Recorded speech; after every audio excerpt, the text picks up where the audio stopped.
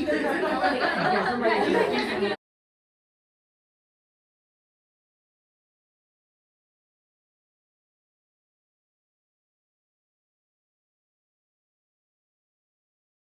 Track House, and to our Stamata. This is the world premiere of the docuseries Chasing 237. It releases tomorrow, actually, on YouTube, so you guys are getting the first views. I'm Erica. Those of you who don't know me, I know most of you here. I'm the New York City Community and Marketing Manager here at Tracksmith. Nate Montemayor, our assistant GM, is here, and we also have some very, very special guests in the house. You were on Instagram this morning. We did a run in Central Park with some of the ladies who are in the docuseries from Stamata. If you guys just introduce yourselves and let everybody know who you are. Okay. You know, everybody knows Stephanie Bruce. Yeah. You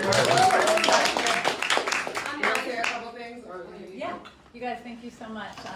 What an honor to have you all together tonight to, open your hearts and your minds to the journey of just a few of our Stamata women. Introducing them, this is Allie. Allie also has her 5 children and a husband. Biggest cheering section in the back. And then we have Sarah, Amanda, Elizabeth,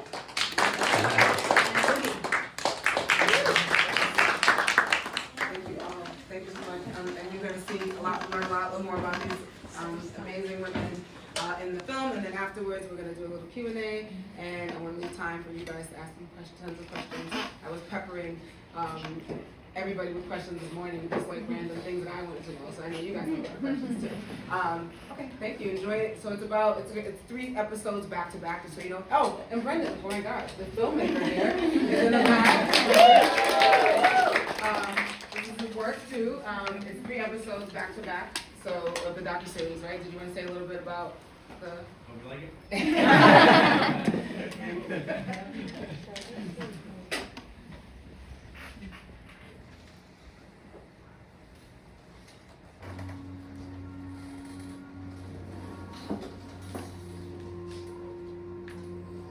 Every runner dreams of, can I go away into the mountains, into the woods, and just have this like peaceful couple days where it's just about connecting with nature, but doing it like among teammates.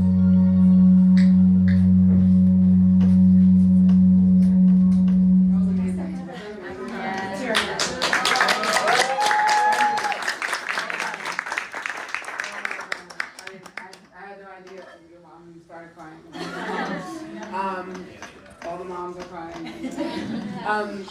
Thank you guys so much. That was incredible. I didn't really know what to expect. You guys are like the most inspiring. I mean, it's just heartwarming. And also thank you for being here and to talk about it and putting yourselves out there. That's hard. You know, we know in this marathon journey, I mean, most of us in this room are marathoners, right? So we understand, all of us collectively, what it takes, and you guys have put yourselves out there, go for these big goals, and just, it's really inspiring to all of us. So thank you for that, and Brendan, thank you.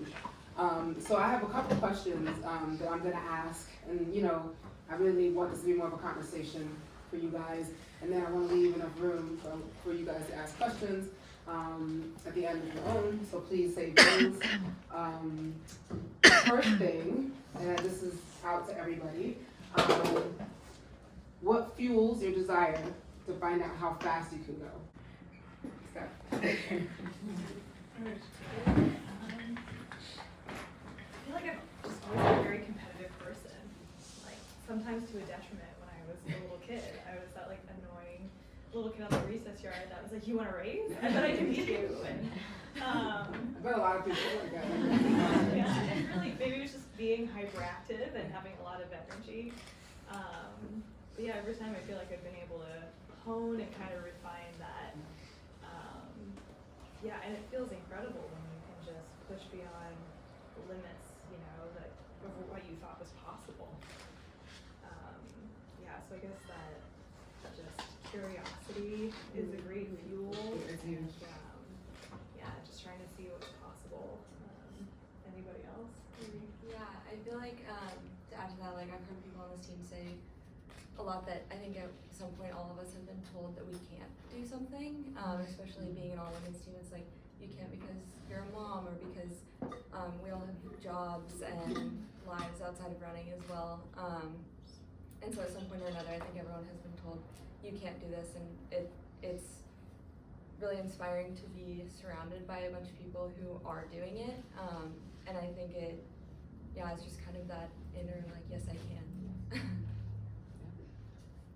I'll say the Olympics came to my hometown in Atlanta, and I was in high school, so I'm the oldest one on the team.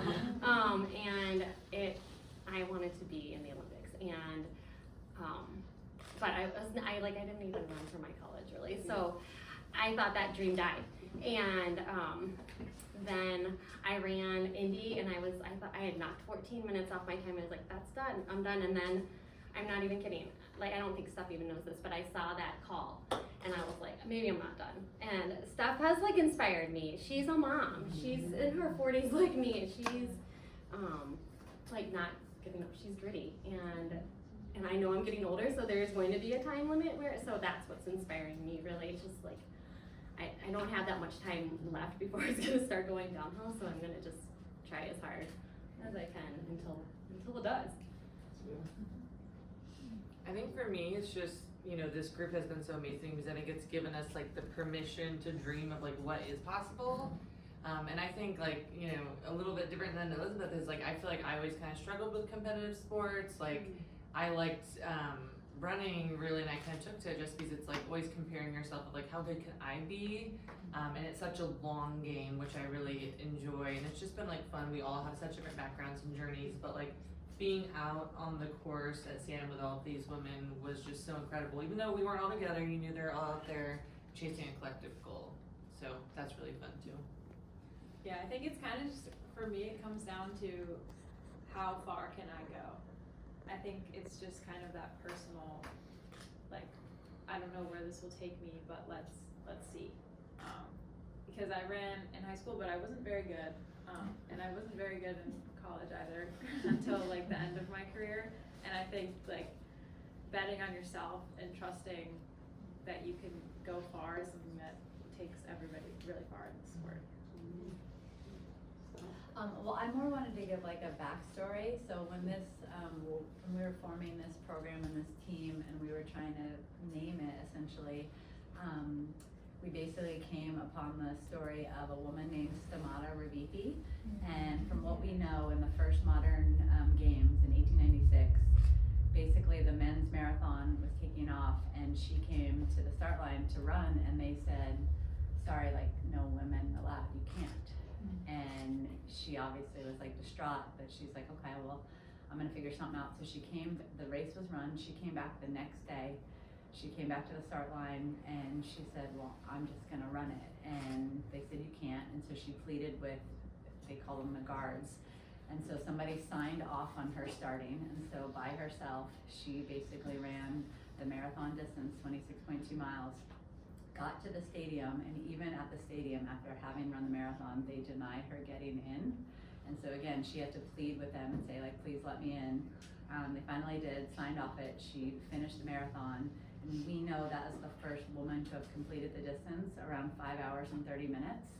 And so her name became like a symbol of, first the word stamata in Greek means stop, which could have a negative connotation like don't go any further, but to me how I feel like it really embodied this team is exactly what Amanda said. It's like, tell us something that we can't do and we're gonna go do it anyway. And I think that's what you're gonna see with all these women. Like the 2:37 is this time goal out there, and it's not necessarily something that everyone's gonna hit. And then on the other spectrum, some of them are gonna hit it and keep aiming even higher. So I think that's what's cool when you put a standard or something out there to chase. Odds are it's gonna like raise the game of everyone around them. Thank you. In terms of how far you can push yourself, I know for me personally, when I'm running by myself, I run way slower. I just can't. And some people are opposite, like they run too fast when they're by themselves. I can't. Like some of us here. But community community can really help you. Funny story, this morning, we had a run this morning. The Morning Miles run was hilarious because it was a great group. It was amazing, so much fun. Central Park was like a snow globe, it was beautiful. And, obviously these ladies came and Steph was like, well, we're gonna do 6 miles or 10 miles, and we're gonna do 7:30 to 8-minute pace, right? So I'm like, okay, I'll be in the back, like sweeping the back. It wasn't no sweeping. I mean, there was like that many people in the back. Everybody was on the front. And then I see someone, be leading. It wasn't them. It was another person leading. And I'm like, wait, what's happening? And they got faster and faster and faster. I'm like, what? And most of them did 10 miles in Central Park. I don't know how fast y'all were going, but I saw Strava afterwards, and I'm like, that was not 7:30. Not an easy trail ride. Yeah. Right, exactly. We touched on this a little bit, but just like everybody's so busy, this is a room full of busy New Yorkers as well. Whether you have kids or not, whether you're, have a job you need to commute to, or you work from home. Everyone's so busy, and I think, that's a constant struggle, like how to balance it all. And like training at this level, I want to know like how you guys, like what are some things that you guys do? Like what are your rituals? What are your, habits? What are some things that you guys do that help you balance it all? First, coffee. Good time. I would say I travel a fair bit for my job, and I think just giving yourself that freedom to be flexible in your training, not being too stringent. I always err on the side of underdoing it versus overdoing it. And just giving yourself grace. Like, if you need to take a day off because you have a crazy day, that's okay. I think, as runners, we can tend to be very, like, routine-oriented. But just giving yourself that freedom to trust yourself. I mean, whether you just start running or you're, been running for decades. But just trust your body and listen to yourself. And, yeah, underdo versus overdo. I like to acknowledge, we get that question a lot, but like balance is such a myth, right? It's actually really hard to be balanced. And so sometimes I use this analogy of like a house, like you are a house and you have different rooms in your house, right? Like you have your kitchen where a lot of times like you spend time prepping meals and you're in there, you have to fuel yourself. And then you have your bedroom where you sleep, do other things, whatever. And then like you might have that room or that closet where you're like, I'm just gonna shove some stuff back there, and like you might not go in there. But that is to me what like real life is like. Some days I'm like a very good mom. I'm like, I remembered like when my 2 sons had to be at practice, my daughter had something at daycare.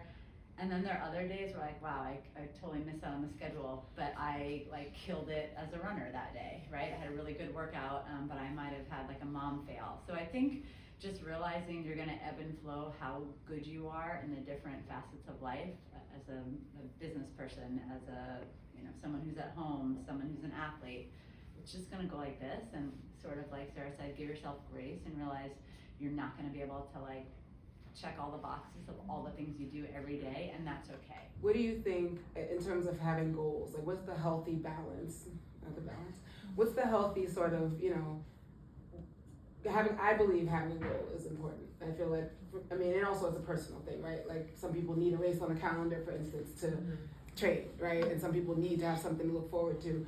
I think that's great. But, like you said, Sarah, like we can get a little crazy too about the training, and we can get a little obsessive. We can get, so what do you guys think is a good balance? How do you balance those two things out? Being serious, going after your goals and everything, giving yourself grace, but like also the other side of it where you do. When it comes to that, like there's always going to be off days, whether it's like a workout didn't go as well as planned, or like you didn't feel the right way on your long run and you walked really early. I think things like that happen, and you can't let that day define you, because if you look at it and that's like one red day in a calendar, you have so many other green days. And I think that's something that I've had to learn a lot from, because this was my first build for a marathon, so obviously I made a lot of mistakes, but I think a lot of them were green, and that is something that kind of, even though the marathon didn't go the way I wanted, I still had that confidence going into it, because I was like, okay, yeah, some workouts didn't go very well, but most of them did. And I was good with sleep, I was good with nutrition. And I think looking at the consistency of it overall is something that kind of can give you confidence when going If into you're a race. learning, okay, I had this gel, or I didn't eat afterwards, or I had to go straight to something, or even had like, I don't know, like 2 birthday parties to go to the day before. You know, it's like if you keep staying curious and like figuring it out, like just keep asking yourself questions. It's such a good practice too to record. I mean, Yeah, I mean, the Charlotte journaling, does our yeah. runs, but like all the little things too, like that you can go back and see, Yeah. you know, patterns and everything. Yeah, you're like, why did I have a really good workout that time? Yeah. Someone once described it to me as a bell curve. They were saying it in context of a race. I was really nervous going in that I was going to have a bad day and just feel bad the entire time.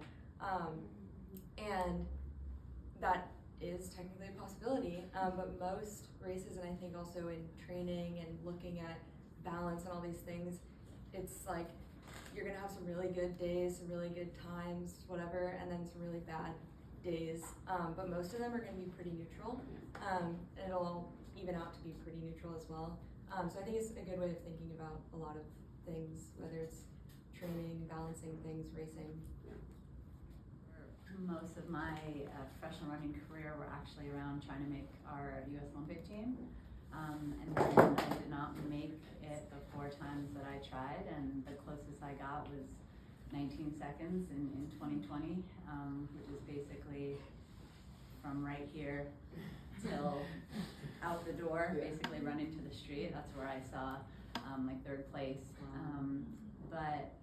And I honestly thought making Olympic team was gonna define my career. And then I sort of realized it's not, because it's just one moment. And like when I crossed that finish line and I realized like, wow, that was probably the closest I was ever gonna get.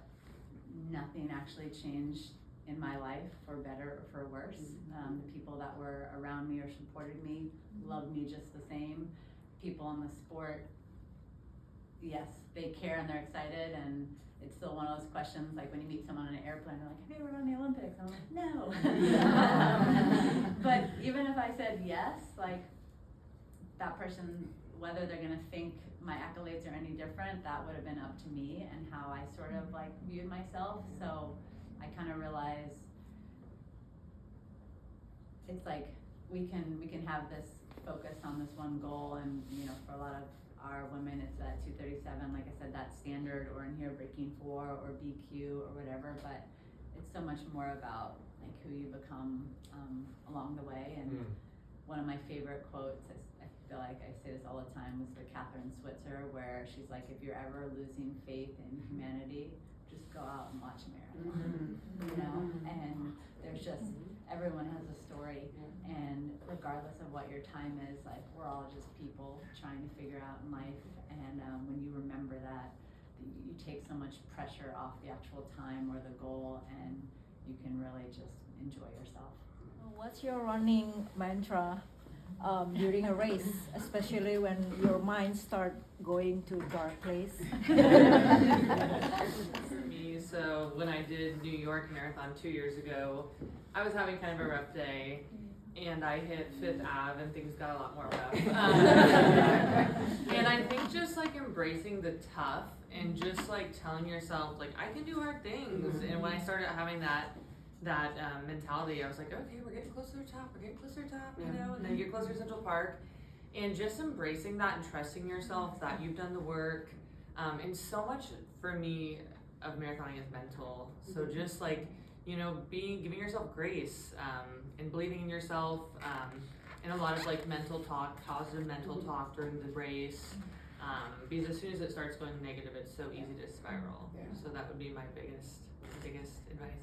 And Sarah, when you say rough, can you tell them what time you ran in New York? Hey, what's your time? I think I ran like 240. I was top 25. That's a rough day.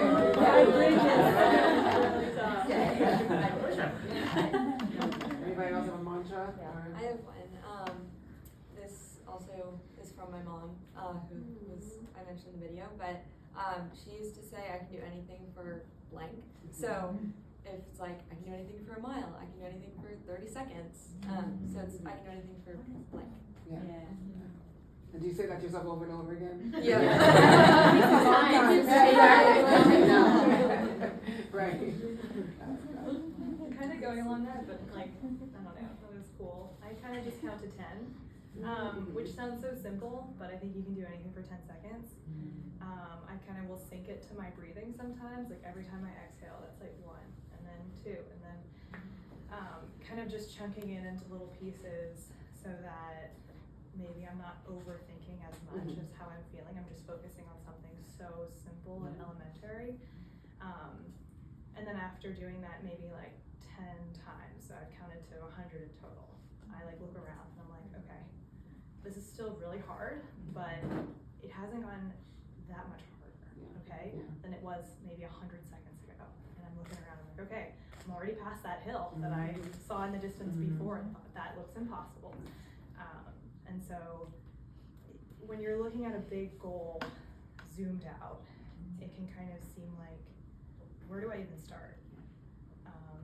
But if you can chunk it into smaller pieces that seem doable, you know, those smaller steps rather than one big large step, I think it's possible to finally get to that maybe dream point on the horizon that seems impossible, but just taking it like 10 seconds at a time. I want some people in this, I want some people with these other types of goals. And then for each of you, can you walk us through the moment that you got invited to the team and your reaction? That's a really good question. Yeah, it was a really inspirational process, but very difficult. We had 175 women apply. And so basically I had to read all of their applications and then narrow it down to about 55 to then personally interview. I don't know if I had qualities, if I had standards. I just am a really feel kind of person, and I'm like, hopefully I just know. And so I did, I got it down to 55, and then I did those 55 interviews along with my colleague, Nick Willis. And when I look back now, there were a couple, of course, women that were on those interviews that I was like, oh my gosh, I wish we could have a bigger team. But within the first 2 minutes of interviewing all these women and the rest of our team, like I said, I just knew.